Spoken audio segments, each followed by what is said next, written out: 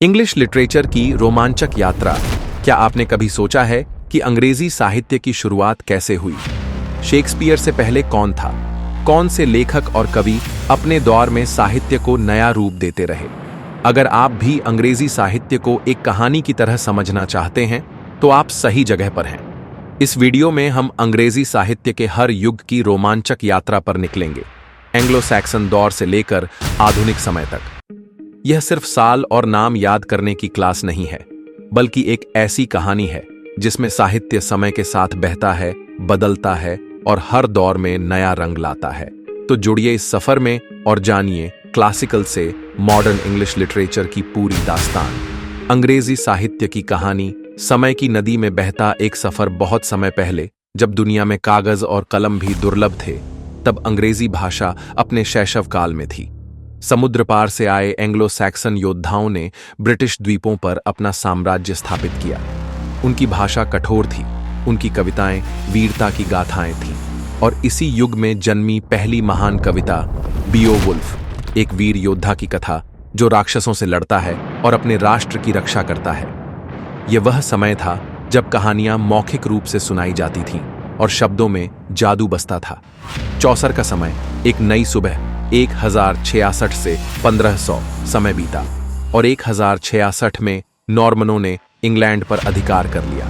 अब अंग्रेजी भाषा में फ्रेंच और लैटिन की झलक मिलने लगी। इसी युग में जन्मे जेफरी चौसर, जिन्होंने द कैंटरबरी टेल्स लिखकर अंग्रेजी साहित्य को पहली बार एक पहचान दी। उनकी कहानियां आम लोगों की जिंदगी से जुड़ी हुई थीं, कुछ मजेदार, कुछ गंभीर, कुछ नैतिकता से भरी हुई।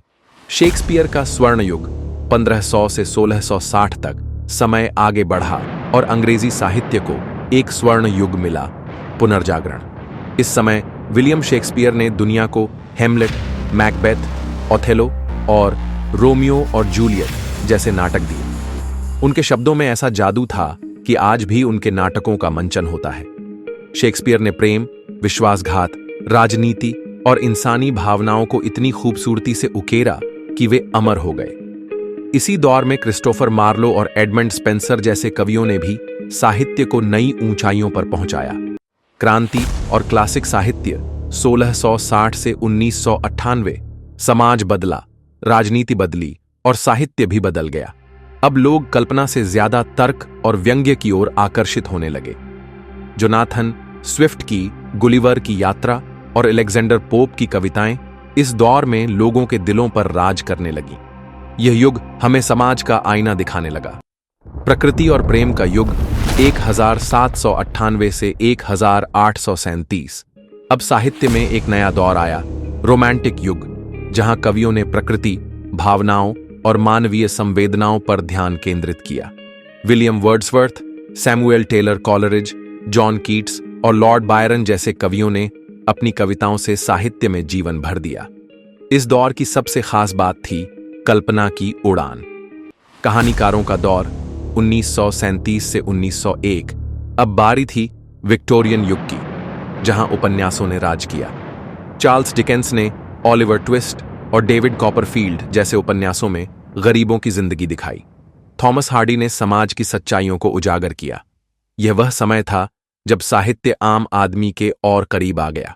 आधुनिक युग, प्रयोग और बदलाव 1901 से वर्तमान। फिर आया 20वीं सदी का आधुनिक युग, जहां साहित्य में नए प्रयोग हुए। जेम्स जॉयस ने यूलिसीज में चेतना की धारा को अपनाया, तो टी.एस. इलियट ने द वेस्ट लैंड में जीवन की निरर्थकता को दिखाया।